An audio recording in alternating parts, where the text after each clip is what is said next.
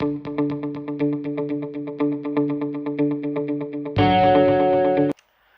Everyone, मैं प्रेम शर्मा एक बार फिर स्वागत करता हूं आप सभी का आपके अपने YouTube channel easy English with Prince sir में। पिछले कुछ दिनों पहले हम लोगों ने subject verb agreement topic start किया था।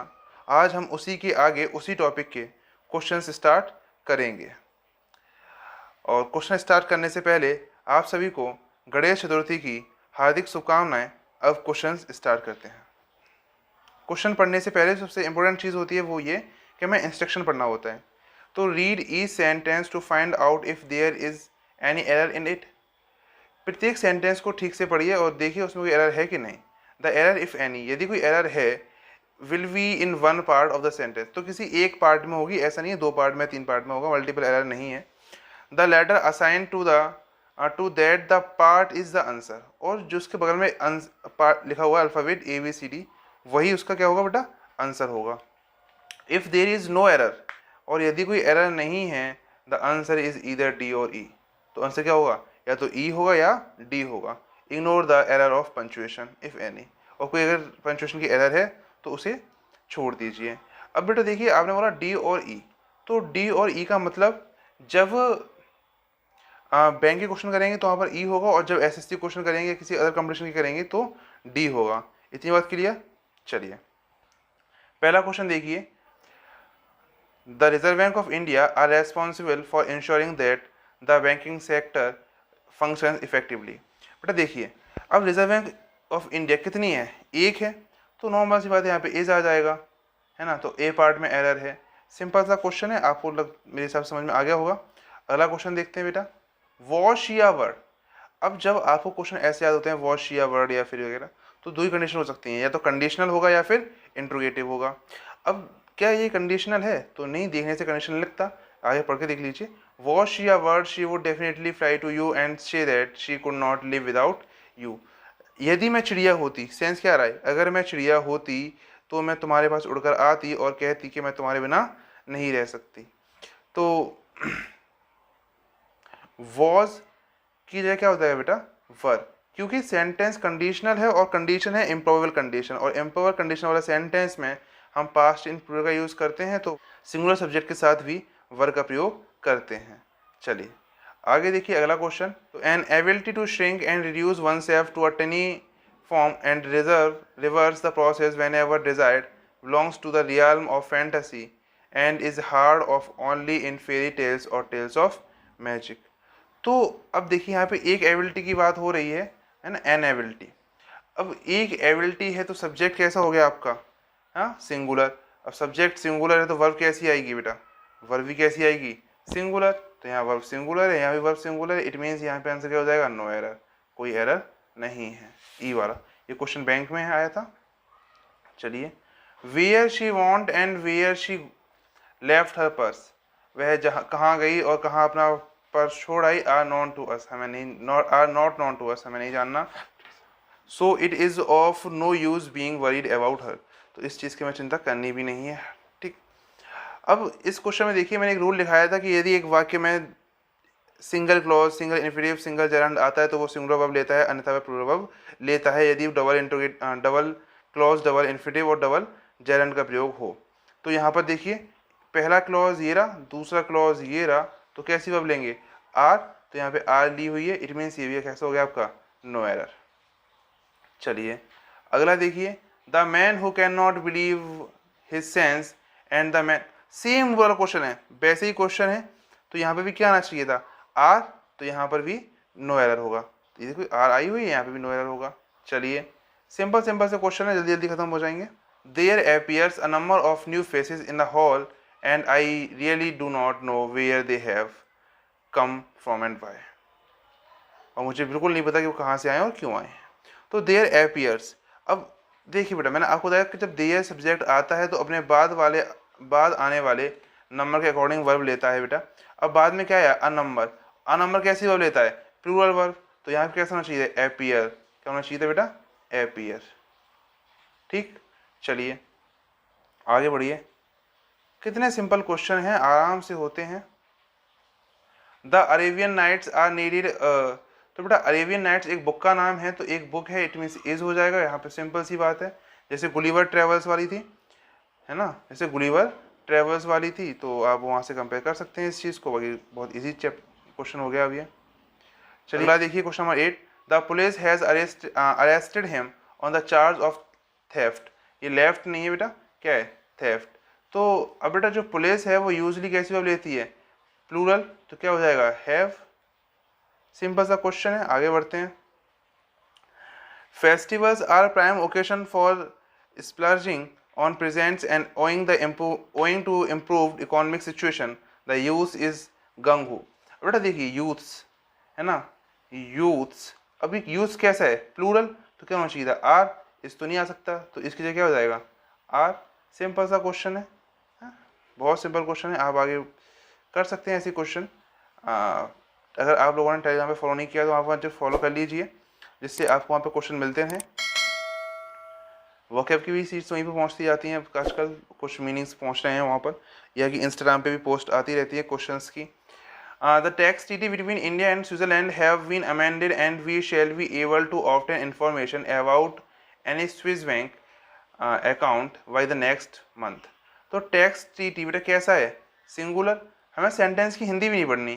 टैक्स ट्रीटी कैसा है, सिंगुलर, तो वर्ब कैसे रहना चाहिए, सिंगुलर, तो हैवी जगह क्या हो जाएगा बेटा, हैज़, क्या हो जाएगा, हैज़। और यहाँ पे बिटवीन क्या है बेटा, बिटवीन और एंड, ये बिटवीन आपकी प्रपोजन और ये नाउन को जोड़ रही है, तो कोई कंजंक्शन नजर आ जाएंगे, ठीक है। एंड कंजंक्शन हो गया, बिटवीन हमारी प्रपोजन हो गई। चलिए अगला क्वेश्चन देखिए, चिल्ड्रन इन ऑफन एज, है ना, तो चिल्ड्रन क्या होता है बेटा, प्लूरल, तो प्लूरल के हिसाब से रिसीव लिए उन्होंने, और तो कोई वर्ब है भी नहीं यहाँ पर, तो फिर ये भी आपका कैसे हो जाएगा, नो एरर। सिंपल सा question. One of his many good habits, उसकी इतनी सारी अच्छी आदतों में से, that come to my mind, जो मेरे दिमाग में आती है वो कौन सी है, इज हिज मॉडेस्टी, कि वो कैसा है, मॉडेस्टी है। तो यहाँ पर भी बेटा वन के साथ आना चाहिए, तो नो एरर आंसर हो जाएगा इसका भी, ठीक है। कोई दिक्कत यहाँ तक, चलिए आगे बढ़ते हैं। अगर आप लोगों ने हमें कहीं फॉलो नहीं किया है तो आप हमें फॉलो कर सकते हैं, नीचे डिस्क्रिप्शन बॉक्स में लिंक है, आप टेलीग्राम, चाहे इंस्टाग्राम, चाहे फेसबुक, चाहे किसी भी सोशल नेटवर्किंग साइट पे जाके हमें फॉलो कर सकते हैं, हम हर जगह उपलब्ध हो चुके हैं, ठीक है। तो जल्दी जाइए, फॉलो कीजिए, चैनल को सब्सक्राइब कीजिए, सब चीज़ करिए।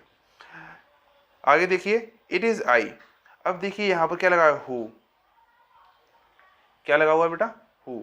आप लोगों को पता है कि हु क्या है, रिलेटिव प्रोनाउन है, और जब रिलेटिव प्रोनाउन की तरह हु आता है तो अपने एंटीसीडेंट के अकॉर्डिंग वर्ब लेता है, तो क्या हो जाएगा बेटा, एम, है ना, इसको हटा के क्या हो जाएगा, एम, यानी कि बी पार्ट में एरर है। चलिए मेरे हिसाब से अभी तक आपको ऐसा कोई क्वेश्चन नहीं मिला होगा जो आपको नहीं आ रहा होगा, सारे के सारे रूल से हैं, और बिल्कुल भी डिफिकल्ट नहीं है, एसएससी वगैरह सब में ही ऐसे ही क्वेश्चन आते हैं, आप आराम से उस क्वेश्चन को कर सकते हैं। चलिए आगे देखिए, the number of jobs that would be satisfactory in all respects are small. अब बेटा मैंने क्या बताया था आपको, द नंबर कैसी वर्ब लेती है, सिंगुलर, तो यहाँ पे क्या हो जाएगा, एज। आ नंबर कैसी लेती है, प्लूरल। अब देखिए ऐसा मत कर दीजिएगा कि यहाँ पे आ लगा हुआ तो आप पहले वाले में एरर करके आ नंबर कर दें, क्योंकि वाक्य का सब्जेक्ट कभी चेंज नहीं किया जा सकता जब तक वाक्य के अंदर ऐसी कंडीशन ना हो कि आप वर्ब को चेंज नहीं कर सकते। मान लीजिए यहाँ पर कहीं दो, यहाँ पे वुड बी की जगह पे मान लीजिए थोड़ी देर के लिए कि यहाँ आर होता और यहाँ पर भी आर था, तो उस कंडीशन में आपको यहाँ पर आ नंबर करना होता, लेकिन यहाँ पर अभी भी नहीं, जब ये जॉब्स नहीं होता, ये जॉब्स नहीं होता। अब इस कंडीशन में आपको द नंबर की जगह आ नंबर करना पड़ता है, क्योंकि दो जगह तो आ रही है, और फिर अगर मैं द नंबर को आर को इज कर देता हूँ तो दूसरी गलती होगी, तो फिर आर को हम द नंबर को आ नंबर कर देंगे, तो गलती एक ही जगह होगी और हम क्वेश्चन को कर लेंगे, ठीक है बेटा। चलिए अगला क्वेश्चन देखते हैं, ईदर राम और you is responsible for this action. अब वही क्वेश्चन है, ईदर और नीदर नॉट से जुड़े हो तो कैसी वर्ब लेते हैं बेटा, पास वाले कर्ता के अनुसार, तो पास में कौन है, यू, यू के हिसाब से क्या आएगा बेटा, आर।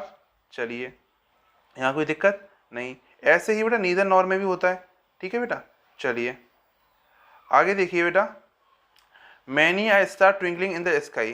तो बेटा जब बाकी का सब्जेक्ट मैनी आ होता है, मैनी आ होता है, तो अपने बाद सिंगुलर नाउन लेता है और साथ ही साथ सिंगुलर वर्ब भी लेता है, तो आर की जगह क्या हो जाएगा, एज। मान लीजिए भी यहाँ पे स्टार्स होता तो स्टार्स भी गलत होता, तो क्या करते हैं, बेटा यहाँ पर क्या होगा, तो इज हो जाएगा और यहाँ पर स्टार की जगह क्या हो जाएगा, अगर मान लीजिए यहाँ स्टार की जगह पर स्टार्स होता तो यहाँ पर स्टार करना पड़ता हमें, ठीक है।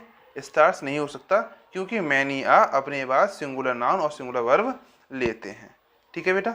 चलिए,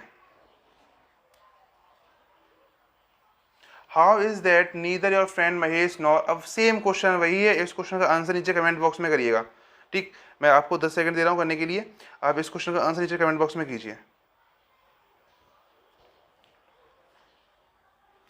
चलिए, हो गया टाइम ओवर आपका। Now is it that neither your friend Mahesh nor his brother Ramesh have की जगह क्या हो जाएगा बेटा, क्या हो जाएगा बेटा, हैज़। हैव की जगह क्या हो जाएगा बेटा, हैज़। क्यों, क्योंकि जो रमेश है वो पास में है हैव के, तो इसके अकॉर्डिंग वर्ब आएगी। तो रमेश कैसा है, सिंगुलर, तो वर्ब कैसी हो जाएगी, इच, तो ये हैज़।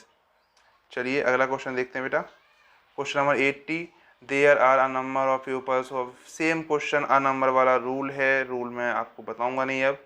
आंसर बताइए नीचे कमेंट बॉक्स में फटाफट, क्या आना चाहिए जी।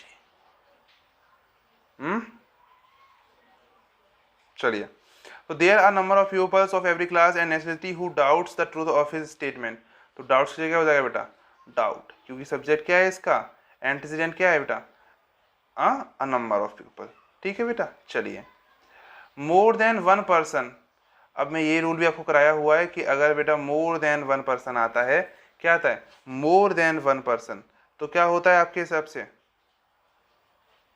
बिल्कुल, अगर बेटा मोर देन वन पर्सन आता है तो वर्ब आती है सिंगुलर, और मोर पर्सन देन वन आता है तो वर्ब आती है प्लूरल। तो यहाँ क्या हो जाएगा बेटा आपका, नो एरर क्वेश्चन, ये तो सही है, यहाँ तो कोई दिक्कत है ही नहीं, नो एरर हो जाएगा। अगर यहाँ पे वर्ब होती तो हमें वॉज करना पड़ता, अदरवाइज यहाँ तो अभी कोई दिक्कत नहीं है, ठीक है, अभी यहाँ पर कोई दिक्कत नहीं है। अगला क्वेश्चन देखते हैं, 50 माइल्स, ये वाला क्वेश्चन है, 50 miles are a long distance to walk, तो 50 माइल्स बेटा एक बार में चलेंगे तब लंबा डिस्टेंस है ना, कलेक्टिव यूनिट है यहाँ पर, तो कलेक्टिव यूनिट कैसी होती है, सिंगुलर, यानी कि यहाँ पे क्या हो जाएगा, इच, ठीक है, इतनी बात समझ में आ रही है। चलिए, अब यहाँ तक तो हमने क्वेश्चंस कर लिए। Thanks for watching my video. अगर आप लोगों को यहाँ तक वीडियो पसंद आई हो तो वीडियो को लाइक करें, शेयर करें अपने दोस्तों के साथ, चैनल को सब्सक्राइब करें। मिलते हैं अपनी अगली वीडियो में एक नए जोश और उत्साह के साथ, तब तक के लिए बाय बाय।